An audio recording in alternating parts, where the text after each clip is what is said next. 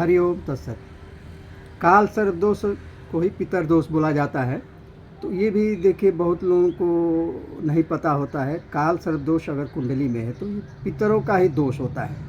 तो इसमें जैसे कि भारतीय संस्कृति संस्कार ये है कि माता पिता अगर स्वर्गवास हो गया है तो एक बार गया जी में बैठा आना चाहिए उनके बच्चों को।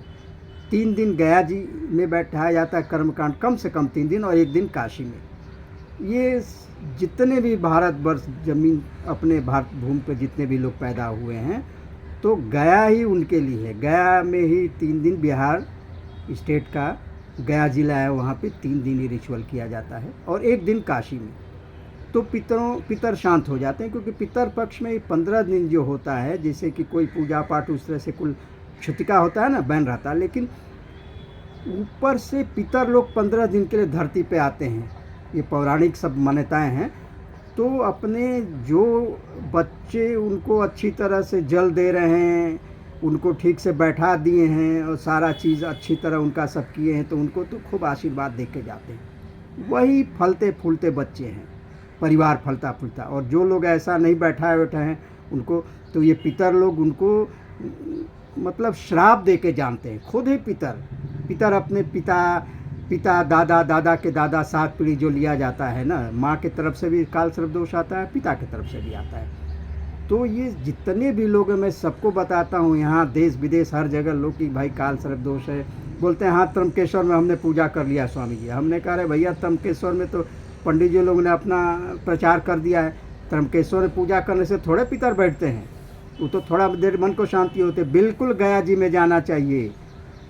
तो वर्ल्ड लेवल के लोग जो अपने भारतीय विदेशों में बसे हैं वो भी आते हैं गया जी में। 3 दिन कम से कम रिचुअल करना चाहिए पितरों के लिए और 1 दिन काशी में। तो समझिए जीवन सुकून और शांति के साथ बीत जाएगा। और नहीं लोग जाते हैं करते हैं तो वो उनके बच्चों में प्रॉब्लम होता है, परिवार में बाल बच्चे नहीं होते हैं, उस तरह से कठिनाई होती है, संघर्ष होता है, ये सब चीज़ें। तो पितर पक्ष में उसी टाइम जब लगता है पितर पक्ष 15 दिन के लिए, उसी समय जाना चाहिए। अच्छा, अब देखिए जैसे ये होली जलती है, होली से नया साल शुरू होता है। देखा जाए तो जनवरी से नहीं, होली से नया साल हमारे भारतीय संस्कृति संस्कार का जो है। तो होली से सितंबर में ये पितर पक्ष पड़ता है। होली से सितंबर के बीच में अपने ब्लड रिलेशन में कोई अगर गुजर गया तो उस समय वो पूजा नहीं करना चाहिए।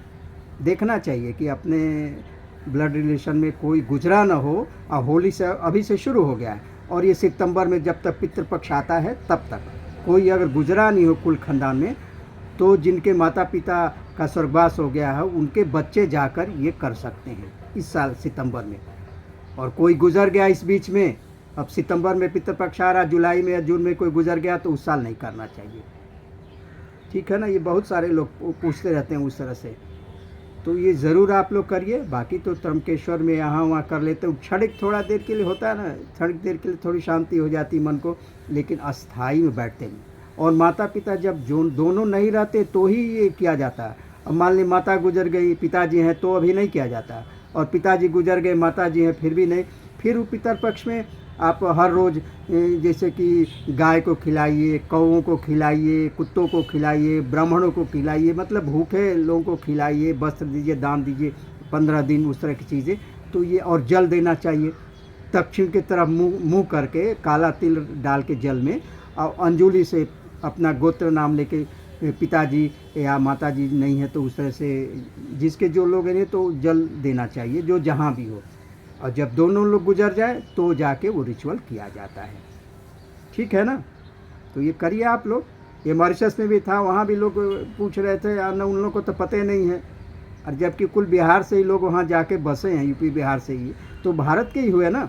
तो वो लोग तो कुल पाश्चात्य का कुल देखते हैं, चाइना और उधर वेस्टर्नाइट कंट्री का, उनको कुछ पता ही नहीं है अपनी भारतीय संस्कृति संस्कार के बारे में। सैकड़ों लोगों को इस बार मैंने बताया, वहाँ टीवी पर भी बताया, इंडिविजुअली बताया कि भैया ये सब काल सर्प दोष और इतनी परेशानी हो रहा है जीवन में, तो आप लोग भारत के ही हैं, भारत के ही तो टुकड़े हैं, अपने हृदय के लाल हैं मॉरिशस भाई, अपना ही कलेजा है ना।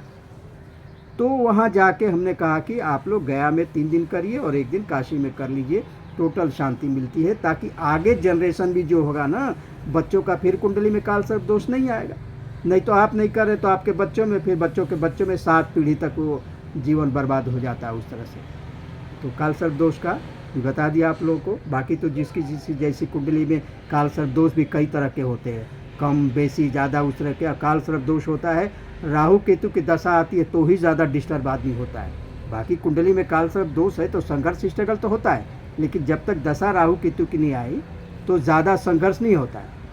और बाकी ग्रह शनि उन्हीं उच्च के हैं और गुरु उच्च के हैं तो बहुत सारी चीज़ों को बैलेंस करते हैं। तो टोटल कुंडली ही देखकर बताया, क्योंकि हर इंसान की अलग अलग कुंडली होती है, एक चीज़ से ही नहीं नापा जाता है। पूर्ण रूप में कुंडली देखिए, डेप्थ में देखकर तब उस तरह से अनुपात में निकाला जाता है कि कुंडली का स्टेटस क्या है, औकात क्या है, इंसान की कुंडली कितने पावर की है, अच्छी या बुरी, होल लाइफ का देखा जाता है ये सब चीज़ें। ठीक है ना। चलिए, हरिओम तत्सत।